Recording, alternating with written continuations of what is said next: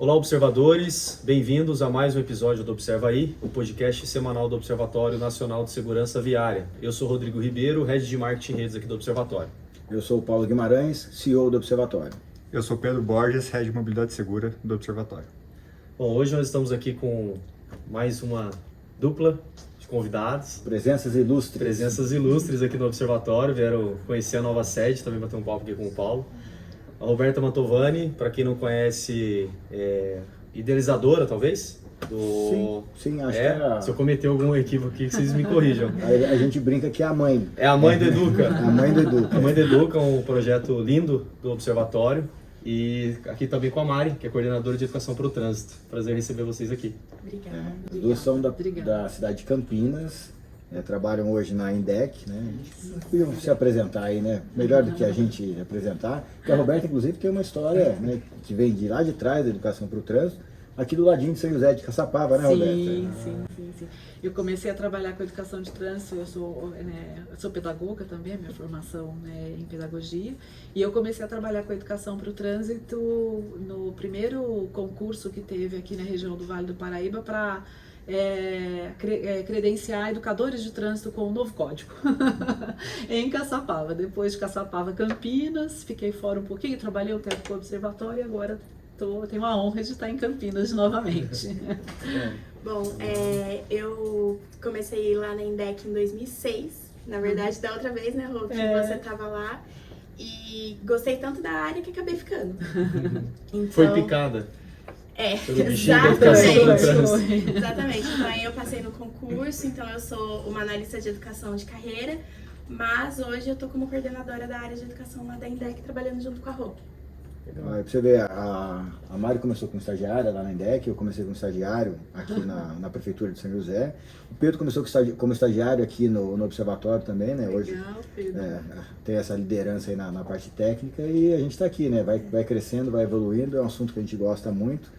E a gente vai falar hoje sobre educação para o trânsito, vamos falar um pouquinho sobre Educa, mas tem uma coisa que eu falo bastante, Roberta, e aprendi com você, a nossa professora, a nossa mentora aqui de educação para o trânsito, que é quando a gente divide o processo educativo naquelas 3 grandes etapas, né? Vocês já ouviram eu falar bastante sobre isso, e eu aprendi isso com a Roberta, né? Que é a formação, a informação e a reformação, né? Aqueles 3 conjuntos de atividades e de etapas, né?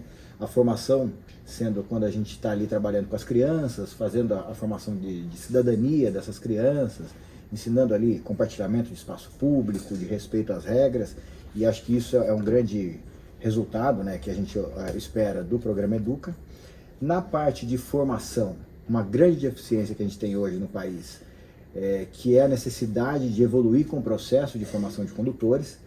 Então ali a gente já está falando de conceito técnico, tem um trabalho que é desafiador, que é ensino médio e anos iniciais do ensino universitário, e o próprio processo de formação de condutores, e a reformação, né, que é a campanha continuada, a gente manter a chama acesa, e foi daí inclusive que surgiu o Mar Amarelo. A Roberta estava lá com a gente também quando o movimento foi criado há 10 anos atrás.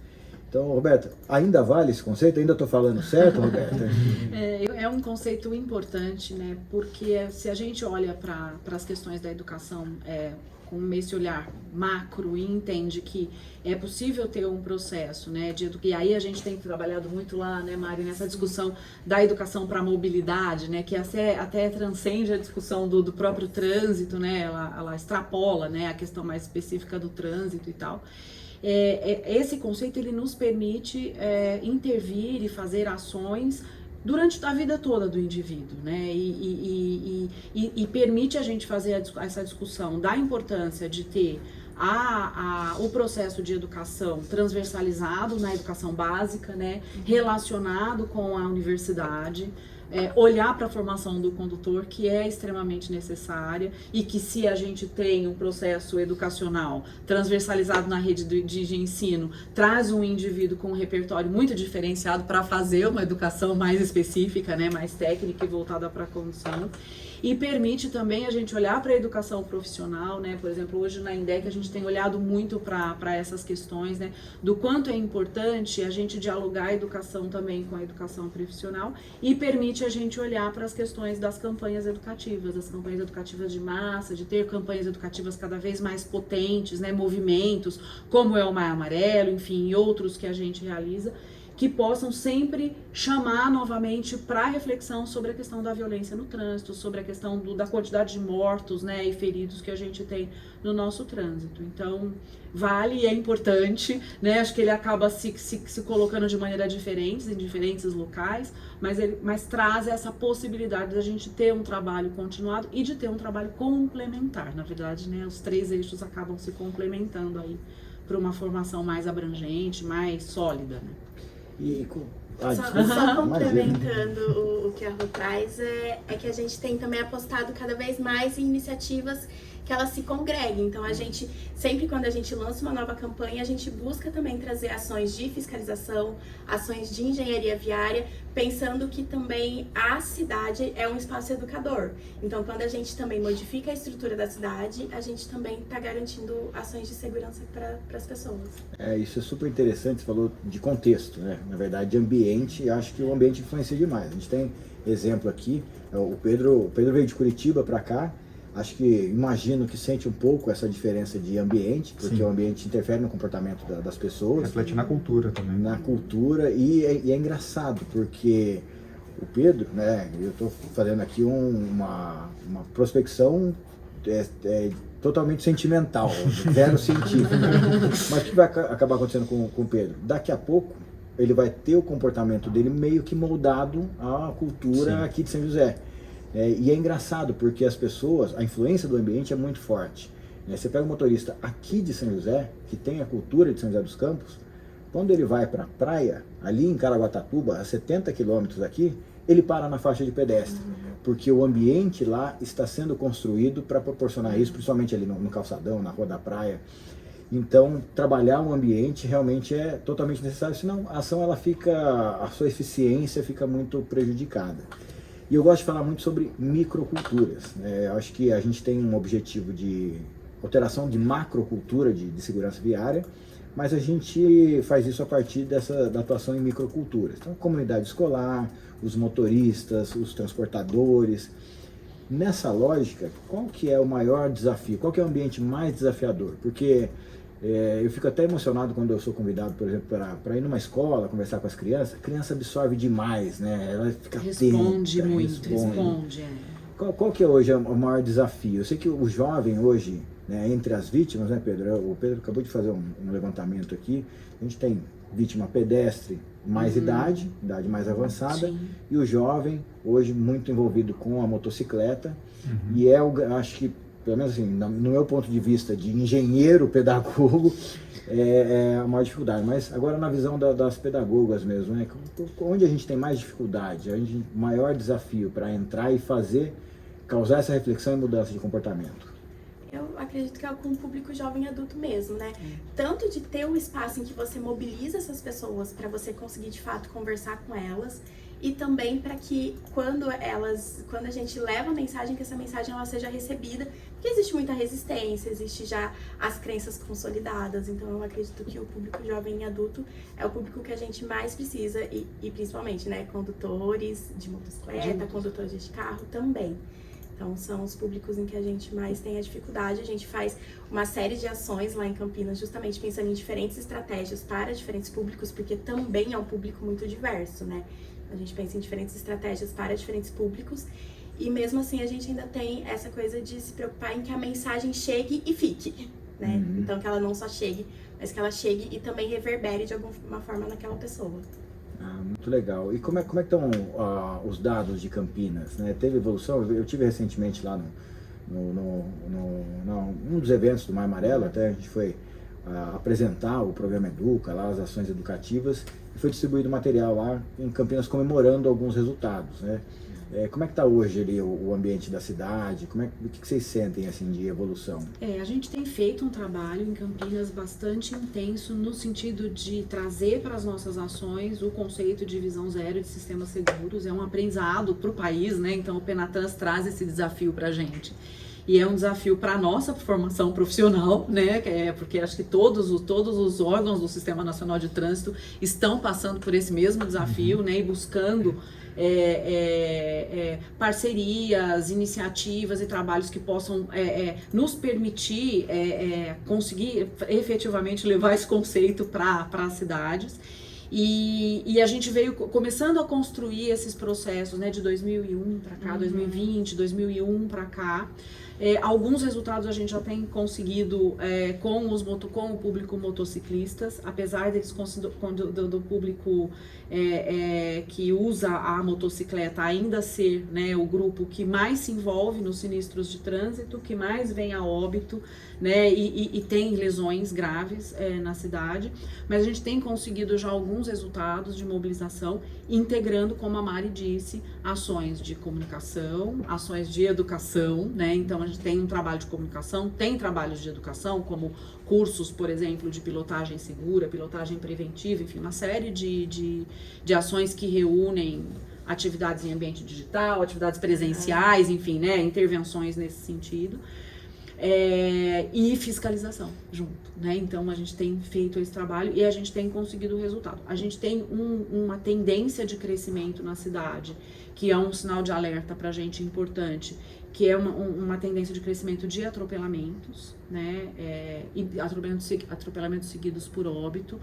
E Campinas a gente faz um trabalho muito preciso, assim, muito já de muitos anos, no tratamento, no estudo da sinistralidade da cidade, né? Então a gente tem dentro da INDEC uma equipe que faz isso e nós temos o comitê de análises de acidentes do Vida no Trânsito em Campinas, que funciona muito bem há muitos anos, né? Isso nos permite, inclusive, avaliar fatores de risco. E os nossos principais fatores de risco são velocidade, em primeiro lugar, e seguido por álcool, né, a combinação de álcool e direção, entre outros fatores que acabam, né, vindo aí nessa sequência aí de fatores identificados. Então a gente tem tentado trabalhar também, né, para combater, né, intervir nesses fatores de risco. Que é o principal, né? Acho que a base do trabalho é sempre estatística, né? A gente estava numa reunião agora falando sobre isso. Você parte, qual que é a pedra, o primeiro passo? É a estatística. A evidência. E a primeira reflexão, né, até a gente estava em reunião com a Prevenção Rodoviária Portuguesa, uma entidade similar ao observatório que atua lá em Portugal, e ele falou isso, né? A gente parte muito da estatística, mas a primeira pergunta que a gente faz é se a estatística é confiável ou não. Isso aqui faz sentido, né? Faz sentido. E assim, a gente tem algumas etapas para desenvolver programas de segurança. A primeira é ter um bom diagnóstico, confiável. E o segundo é a gente ter a mobilização, o envolvimento das pessoas chaves ou das instituições chaves. Eu sei que esse trabalho no âmbito municipal, a gente acaba conseguindo fazer se o prefeito compra essa ideia, mas eu tenho uma notícia triste. Triste porque a gente ficou muito chateado. Eu participei, acho que foi umas 2, 3 semanas atrás, da reunião da Câmara Temática da CTPNAT. Então o Observatório participa como membro, né, da Câmara CTPNAT, que é da gestão do Penatrans. A gente tem membros na Câmara de Educação, inclusive a reunião foi essa semana para definir os temas educativos do ano seguinte, e também na de saúde. A gente tem representação, o Observatório tem uma cadeira nessas câmaras, fora os nossos observadores certificados que estão em todas as outras. E dentro do Penatrans, como é que funciona a participação dos membros? A gente tem alguns membros que são responsáveis pelos GTs estaduais, que são os grupos de trabalho. Então esses caras precisam ficar lá, cumpriu a meta, não cumpriu, que tem um monte de gente, um monte de instituição que tem um monte de meta para cumprir ali, um monte de responsabilidade. E as entidades, né, incluindo o observatório, ficaram responsáveis pelo monitoramento dos pilares. Então o observatório está responsável pelo pilar 4, que é educação. Tá? E ali, se a gente abrir lá o Penatrans, a gente tem atribuições para uma série de entidades governamentais, não governamentais, inclusive o Ministério da Educação, que eu nem sei se se chama Ministério da Educação e Cultura mais, se é só o Ministério da Educação, mas o MEC, o MEC e o Conselho Nacional de Educação. E qual que é a notícia triste?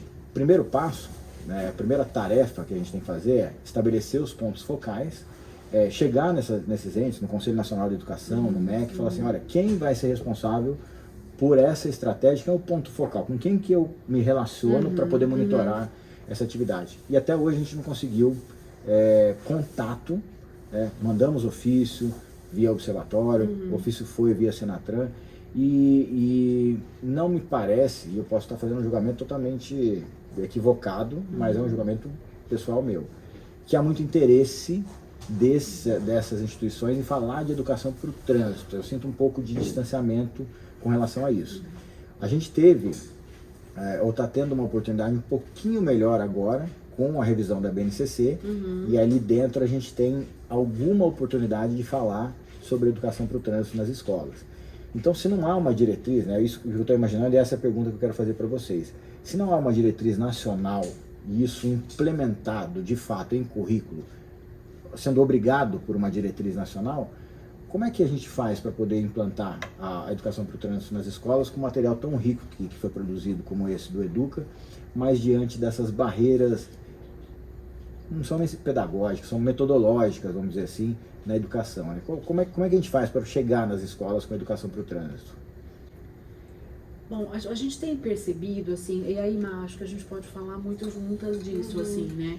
A gente tem percebido muito na conversa com as redes de ensino, com os educadores, com as escolas, a gente está fazendo alguns trabalhos em Campinas, né?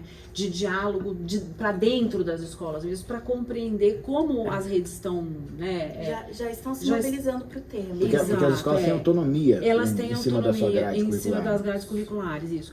E o que a gente percebe bastante é que, assim, essa necessidade da gente trazer o tema, que é um tema importante, é um tema fundamental, dentro de um contexto de vida, de um contexto de cidade, né, de percepção, assim, de que qual é o acesso que eu tenho à cidade, que tipo de acesso eu quero ter, como é que eu ajudo a construir essa cidade, que protagonismo, né, se tem para ajudar a construir essa cidade, e nesse contexto vem a discussão da mobilidade, do trânsito, da segurança, do trânsito, da segurança viária. A Mari tem tido uma experiência que eu acho que é bacana ela contar um pouquinho, né, de conversar muito, assim, diretamente com os professores, de ter essas percepções. Então, tem tanto uma questão que é importante ter de uma discussão num âmbito nacional, de revisar mesmo, assim, como que essas questões aparecem de maneira mais explícita, né, dialogando com a BNCC, né, então isso é importante, mas é importante também a gente olhar para o que a gente está propondo de dialogar e como a gente está propondo, com quem a gente está propondo dialogar. Assim, o que eu tenho percebido, porque a gente trabalha com escolas em Campinas, tem uma tradição de que já trabalha com escolas há mais de 30 anos, né, Rô? E só que essa forma de trabalhar com as escolas foi mudando de formato ao longo dos anos. Eu tô lá há 17 e mesmo nesse período que eu tô lá, a gente trabalhou de diversas maneiras. E agora, uma metodologia que a gente tem adotado é de estar mais perto das escolas, discutindo com o corpo docente a partir da realidade daquela escola e deixar que eles construam as propostas de uma forma muito protagonista e a gente vai dando suporte para o processo. E aí o que eu tenho percebido nessas visitas nas escolas é que as escolas já fazem educação para o trânsito. Pelo menos em todas em que eu passei, elas já fazem educação para o trânsito. O que acontece é que isso muitas vezes não está evidenciado, não está sistematizado. Às vezes não está clara a intencionalidade, exatamente, né? E aí fica difícil você conseguir medir o resultado. Medir o resultado, inclusive. Mas as escolas, elas já trabalham a educação para o trânsito, mais especificamente, e a educação para essa convivência na cidade, a educação para o direito à cidade, numa perspectiva mais ampla, também é um tema que é muito caro para as escolas. Justamente por isso, porque está lidando direto com a cidadania das crianças. Então, muitas vezes, o que a gente tem que fazer de esforço é nesse sentido mesmo, de entender o que as escolas já fazem, né? E aí eu penso isso, nós como gestores, né, como órgãos do Sistema Nacional de Trânsito, principalmente, a gente precisa olhar o que as escolas estão fazendo, como elas estão fazendo e o que a gente pode dar de ferramenta para qualificar. E aí essas ferramentas, elas vão mudar de acordo com a realidade, mas é importante principalmente que quando a gente vai pensar nas ferramentas, que elas estejam aptas para essa discussão mais ampla e que tenha uma diversidade de metodologias, de estratégias, justamente para atender o que as escolas precisam. Porque o país é diverso e quando você olha para uma mesma rede de ensino, ela é muito diversa. Porque ela muda muito o funcionamento daquela escola, inclusive em função do território. A gente acabou de comentar, né, a questão do território, de olhar para o contexto, de olhar para o micro, né, para os microespaços. Então, às vezes, o próprio funcionamento, as prioridades daquele grupo de professores, daquele grupo de pessoas que estão ali, né, tocando um processo de ensino dentro de uma unidade escolar, ele se determina até pelo território, ou até não, né, principalmente muito pelo território aonde está, né? Então... E acho que a própria característica da escola, né, se a gente pegar a escola pública e privada, por exemplo, a própria característica da escola determina o entorno ali, o que acontece no entorno. Então, você tem na escola pública os alunos indo a pé, de bicicleta, você tem um problema de travessia, de risco na travessia. Aí na escola privada você já tem a questão da fila dupla, das infrações de trânsito. Então, realmente é muito desafiador. Eu acho que, de alguma forma, uma grande parte do nosso trabalho é fazer essa mobilização, essa conscientização do corpo docente, né? Como é que a gente trabalha isso. E como é que mede, né? Dá para medir de forma objetiva resultado de campanha educativa, de processo educacional? Como é que a gente mede isso? Porque eu até uso o exemplo aqui, assim, a gente, quando tem uma fiscalização, por exemplo, é muito direto, né? Principalmente quando a gente fala de controle de velocidade pontual. Eu estou ali com problema de excesso de velocidade, eu ponho um equipamento de fiscalização eletrônica, um radar ali, pontualmente eu consigo ter um resultado muito objetivo. Como é que a gente mede nas ações educativas? Falando das campanhas, né, vamos dividir, né, em campanhas e em escolas, né? Falando das campanhas, em Campinas a gente tem trabalhado para tentar, primeiro, usar cada vez mais dados e evidências para montar as campanhas. Então, quando a gente estrutura as campanhas, a gente já estrutura a partir dos estudos de sinistralidade que a gente tem, que são muito atuais. Então, hoje a gente tem em Campinas o boletim atualizado de junho. Então, a gente tem o boletim fechadinho de junho com todos os dados, né, de sinistralidade da cidade, principalmente aquele que é focado nos óbitos. A gente ainda tem uma subnotificação dos feridos, né? Mas a notificação que a gente tem já nos permite ter isso espacializado, porque a gente georreferencia, né, as ocorrências em Campinas. Então, isso já nos dá um indicador de perfil, né, de com quem a gente precisa falar, de em que dias da semana, em que horários, onde está acontecendo, com quem está acontecendo, como está acontecendo, qual é o fator de risco e como isso está espacializado na cidade. Então, no caso das campanhas educativas, o que nós temos conseguido fazer já é trabalhar para fazer teste de mensagem com o público que a gente trabalha, para aprimorar ainda mais essa mensagem, criar as ferramentas, né, de acompanhamento, de alcance nas mídias digitais e nas mídias, nas ações físicas que nós fazemos, direcionar as ações de fiscalização, as ações educativas para os territórios mais perigosos, os cruzamentos críticos que a gente tem na cidade, que nós já sabemos onde eles estão, e aí tentar medir imediatamente depois se tem essa diferença, né, acontecendo, tanto em termos de ocorrência. Isso, tanto em termos de ocorrência quanto em termos de abrangência que a gente conseguiu atingir mesmo. Então a gente está conseguindo chegar num ponto que está sendo possível começar a medir mais claramente tanto a quantas pessoas a gente conseguiu efetivamente chegar e se a gente chegou na pessoa certa. Temos um exemplo muito importante, nós temos uma campanha de velocidade no final do ano passado e a abrangência, nossa Campinas tem 1.200.000 habitantes, né? E nós conseguimos atingir 1.400.000 visualizações na campanha no digital, nas redes sociais. E aí quando a gente olhou e o nosso público era o motociclista jovem de sexo masculino. Então o alcance foi muito importante e foi muito grande. E isso está impactando porque nós tivemos redução de óbitos com motociclistas na cidade. Mas quando a gente olhou mais profundamente para o dado, a gente viu que 54% das pessoas que visualizaram eram mulheres. Então, e quando a gente vai aprimorando as ferramentas que a gente está usando para fazer esses acompanhamentos, criando nessas ferramentas, está sendo possível a gente ir qualificando e entender, bom, o que a gente precisa da campanha passada para que a gente vai lançar agora, o que a gente precisa fazer para atingir o homem, porque foi bom, a gente teve resultado, mas pode ser melhor, porque direcionar melhor a mensagem para o público, né? Então, é um desafio permanente, né? Mas a gente tem observado que quanto mais melhor a gente usa o dado, né, a evidência e cria cria os indicadores, né, cria as ferramentas, metas, melhor a gente tem conseguido trabalhar. Isso no âmbito das campanhas. No âmbito das escolas... Aí a gente vai falar muito sobre objetivos de aprendizagem. E aí, as formas de avaliação, lá na INDEC, pelo menos, a gente procura respeitar muito o processo que as escolas já têm das suas próprias métricas para avaliar os objetivos alcançados. O que a gente pensa é que, ao final do processo, a gente quer que o aluno seja capaz de. E se ele está sendo capaz daquelas objetivos de aprendizagem que a gente definiu lá no início do processo, a gente alcançou. E aí, quais são esses objetivos de aprendizagem quando a gente está falando de educação para a mobilidade? De compreender o contexto da cidade que ele vive, de compreender as diferenças de territórios, de ter a percepção de risco, de compreender como ele pode também atuar. A gente tem trabalhado muito nessa perspectiva também do aluno como protagonista na transformação da cidade em que ele quer viver. Então, se a gente conseguir alcançar esses objetivos de aprendizagem, esses são os nossos indicadores. É totalmente o desenvolvimento do conceito de cidadania, né? Isso totalmente. Mesmo. E aí, pra gente entrar na nossa última parte aqui, Roberto, fala um pouquinho desse seu filho aqui. Bom, a gente começou a olhar, né, para a construção do Educa em 2014, 15, né? Foi de 14 para 15. 14 para 15. Nessa época eu estava lá trabalhando, né, com o observatório, desenvolvendo alguns projetos.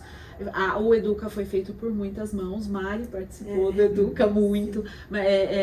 Reni, Érica, enfim, várias pessoas. Daniela Gurgel, Campestrini, né? Então o Educa teve a participação. Contou, né, na primeira edição dele com a participação de muitos profissionais e a ideia era poder construir um material que pudesse ser uma ferramenta de trabalho para os professores, para as redes de ensino, até para os órgãos de trânsito, né, para conseguir dar o suporte aos professores para realizar a educação para o trânsito, né, no ensino fundamental. Então ele nasce da ideia de trazer uma ferramenta que viabilizasse a transversalização do ensino, dialogando com a BNCC, né, e que tivesse também um suporte potencial ao trabalho do professor, né? Então, além de ter um material que pudesse ser um material consumível, em que o aluno pudesse registrar suas produções, as suas reflexões, as suas atividades, né, produzir, que tivesse um suporte ao trabalho a ser realizado para o professor, né, dando um cardápio de possibilidades que possam ser trabalhadas, né, por ano de escolaridade. Ele está alinhado a três grandes áreas de conhecimento, né, com esse objetivo mesmo de ajudar nessa construção por parte dos professores, e ele permite que o professor possa planejar o uso também durante o ano letivo, né? Então ele tem essa possibilidade de que o professor possa, ao fazer o seu planejamento, olhar para o material, né, para as ferramentas que o material entrega, né, e integrar essas ações transversalizadas às áreas de conhecimento, né, às atividades que são relacionadas, então, e propõe muita coisa que dialoga, inclusive, com outros temas transversais que são muito caros à área de educação, né, também, como a questão da saúde, a questão da cidadania, a questão ambiental, né, que tem uma relação, a questão dos próprios direitos, né, quando a gente olha, né, para o direito à cidade, enfim. Que eu acho que um diferencial muito legal desse trabalho é uma coleção de 19 livros, então é do primeiro ao nono ano, professor e aluno. Então, dá uma ajuda para mim, pega esse primeiro aqui. Isso. E são 19, porque a gente tem 9 anos, um para cada. Vitão, dá um oi aqui, é o nosso produtor aqui do podcast. Então, Tá falando sozinho. Nosso produtor. o referencial teórico, né? Então, além do livro do aluno e do professor para cada ano de escolaridade, eu pedi para pegar, porque agora a gente, aliás, vou fazer um parênteses aqui. A gente está... Tá bem. Agora que eu começo a suar frio. Eu vou te contar uma história. Tá, e pior que não vai nem conseguir senta que lá vem a história. Pausa aqui, eu já falo do referencial teórico, eu vou falar aqui da estrutura do nosso podcast. Hoje a gente está com 2 câmeras, por isso que eu pedi para o Vitão pegar aqui, para as pessoas conhecerem o nosso referencial teórico.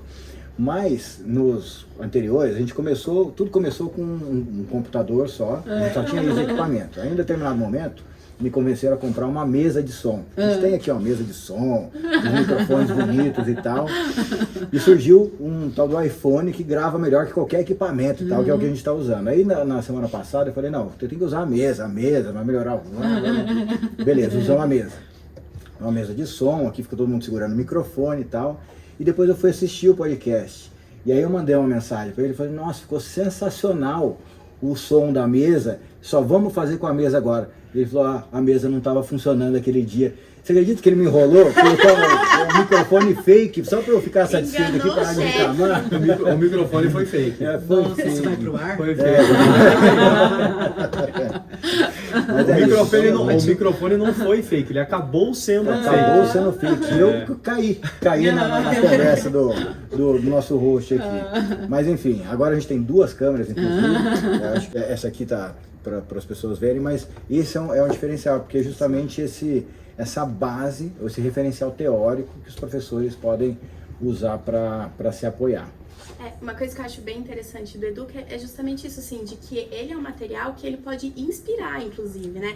Não é um manual de instruções ou uma receita de bolo, né? Na educação a gente fala muito sobre isso, né? Então não é um material que objetiva ser uma receita de bolo. Então, olha, professor, você vai fazer isso, depois isso, depois isso.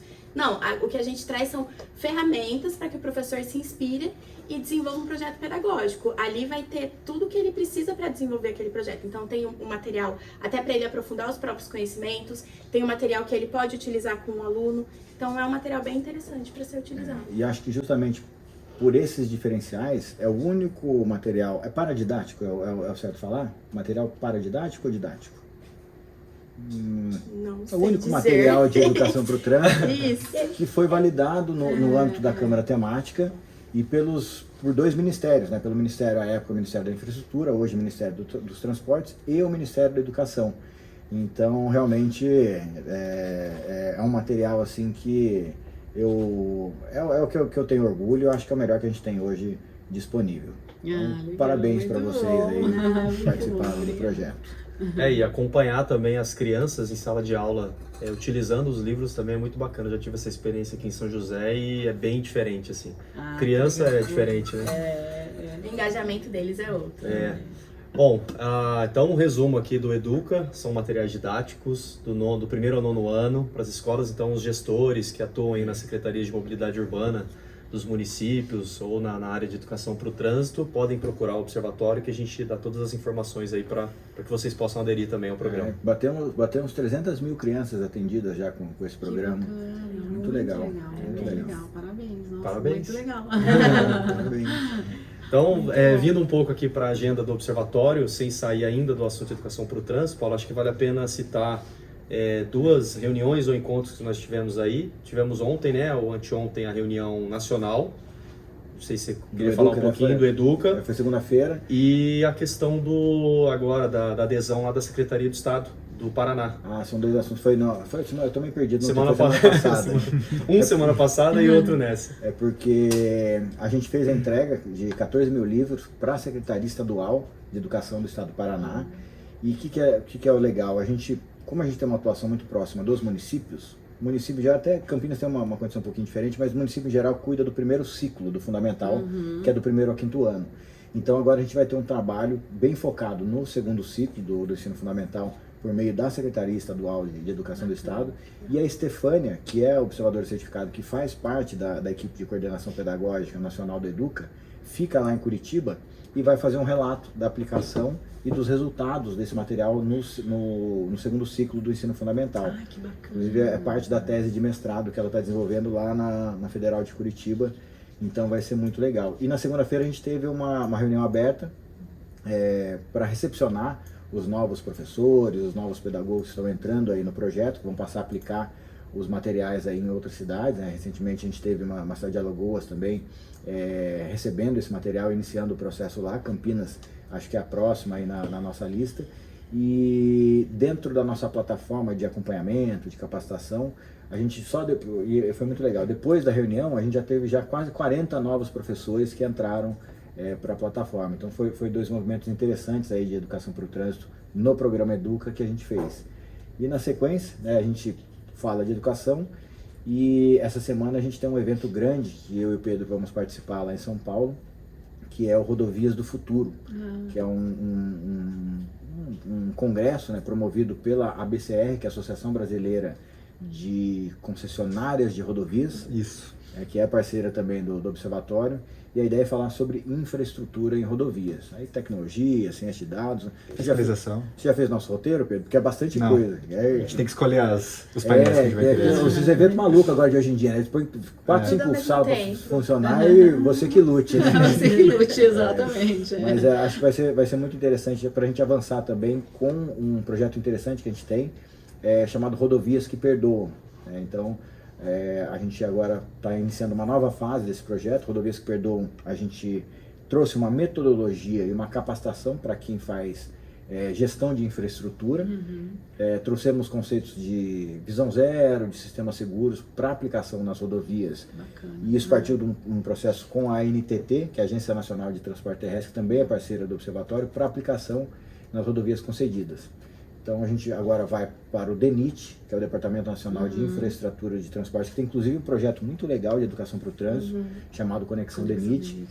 A semana passada também eu tive uma reunião com eles para ver como é que o programa Educa e o Conexão DENIT se conectam e se apoiam. Que legal. Porque o deles é 100% digital, o nosso ainda é 100% físico, impresso.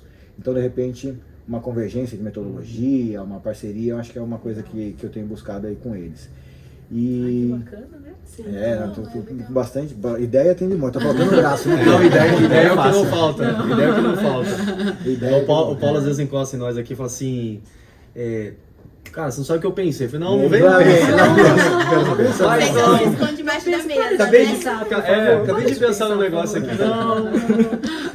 Mas é isso, então a agenda Cheia como sempre. cheia como sempre. Semana que vem, não sei se o Pedro vai conseguir ir comigo ainda, mas eu já estou agendado para ir. A gente tem o SEST Senat Summit. SEST Senat, que é um mantenedor do Observatório, que vai produzir 2 dias de eventos também para falar especificamente sobre segurança, num conceito um pouco mais inovador, vai falar um pouco aí sobre também despoluição, descarbonização do sistema de mobilidade. Então a gente está lá também participando. Isso é trabalho, isso. Viu, gente? Isso é trabalho. Essas viagens são trabalho, né? trabalho. Bom, beleza. Chegamos aqui ao momento da nossa... A gente estava conversando em off, que elas já estão sabendo. A dica e curiosidade da semana. O Pedro, quer começar, Pedro? Com a dica da semana? Então, é uma dica com adendo. Então, vou aproveitar o contexto aí do Dia do Pedestre, que foi ontem, dia 8 de agosto. Então, vou deixar minha dica para os pedestres respeitarem a sinalização, principalmente a faixa de pedestres. Quando não houver a faixa, evitar atravessar entre carros, para manter a visibilidade ali do motorista com o pedestre.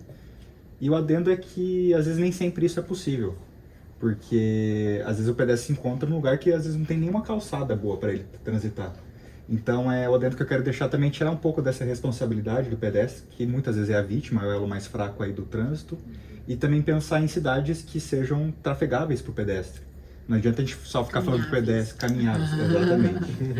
Não adianta só a gente ficar pensando e passando essas dicas para o pedestre sem a gente garantir até que uma infraestrutura boa para ele, e também sem garantir até uma velocidade que seja compatível com a vida dele, com o bem-estar de todos. Então fica aí essa dica e essa pequena crítica. Então a responsabilidade é compartilhada. Exatamente. Isso é o conceito que vamos ver. É isso aí. E o Pedro sempre traz a dica da semana e fica na minha responsabilidade a curiosidade da semana. Hoje eu tenho uma boa. Dia Mundial do Pedestre, né? Dia Internacional, Dia Mundial, né? Eu só falei dia do pedestre. E é dia 8 de agosto. Por que dia 8? Esse que é a grande curiosidade. a gente sempre usa, acho que a foto da faixa de pedestre mais famosa do mundo é aquela onde tem os Beatles atravessando. A gente vê em toda a campanha de segurança no trânsito essa faixa, inclusive a gente reproduz essa foto. E o Dia Mundial do Pedestre se deve a essa foto, porque ela foi tirada no dia 8 de agosto de 1969, pelos Beatles, lá, né, que estampou uma capa do LP, Roberto, da nossa época, LP. né, LP dos Beatles. Então a curiosidade da semana é essa, né, o Dia Mundial do Pedestre foi escolhido por conta de um disco dos Beatles, né, por conta daquela foto famosa. É isso. Muito Vou bom. contar pra ele que foi o dia que eu nasci. Foi seu aniversário? Em Então teremos 69, boa, em 69, inclusive. no dia. No dia, Caramba, mano. Então temos aqui, ó. Mas do lançamento do... É um presente. Não, do lançamento. Não, No da dia data da do- eu foto. nasci no Que dia isso? 8 de agosto de 1969. Que isso, parabéns. Predestinado a trabalhar Então temos aqui a né? embaixadora Coincidência. mundial, tem o Dia Mundial do Pedestre e a embaixadora mundial do pedestre. Legal. É isso. Muito bom. Algo mais? Não, só agradecer É. a gente já se conhece já há muitos anos, agradecer por todo o trabalho, por toda a dedicação. Acho que vocês, assim como todos os outros que atuam na área de trânsito, tem isso como um trabalho, muito mais que um trabalho, é uma missão. A gente se doa muito, então eu queria agradecer aí pela visita, pela participação, pelos projetos em conjunto e pela dedicação que vocês têm a essa nossa causa aí que é tão nobre, que é tão necessária aí para toda a sociedade. A gente agradece, né? Agradecemos a oportunidade de fazer aqui um podcast, foi uma surpresa muito boa, né? Então, obrigada pelo convite, pela oportunidade, pelo bate-papo, que foi muito bom. E parabéns para o Observatório, né? Pelo trabalho que vem fazendo, porque tem influenciado muito a cultura, né? De trânsito, de mobilidade, de segurança viária no país. Parabéns mesmo. Muito legal. Mari, quer falar alguma coisa? Não? Então tá bom. Agradecer as duas mais uma vez pela Obrigada. visita, pela presença. Bom, esse foi mais um episódio do Observa Aí. Gostaria de agradecer a todos os mantenedores sociais do Observatório. Quem são? A Bracico, a Anfávia, a CLT CS Senat, a GoPlus, a Gringo, a iFood, Ipiranga, Mobilidade Estadão, Raizen, Uber, Veloy e Vibra, aos mais de 450 observadores certificados, a todas as empresas, prefeituras e entidades Laço Amarelo, as que aderiram ao Educa e a todas as instituições que mantêm cooperações técnicas aqui com o Observatório. Valeu, pessoal, até a próxima. Valeu, pessoal. Vocês perceberam que o Rodrigo ele fala Go Plus. Ele falava Go Plus, mas ele começou a fazer Duolingo. Agora... Valeu, pessoal. Até a próxima. Valeu. Até a próxima.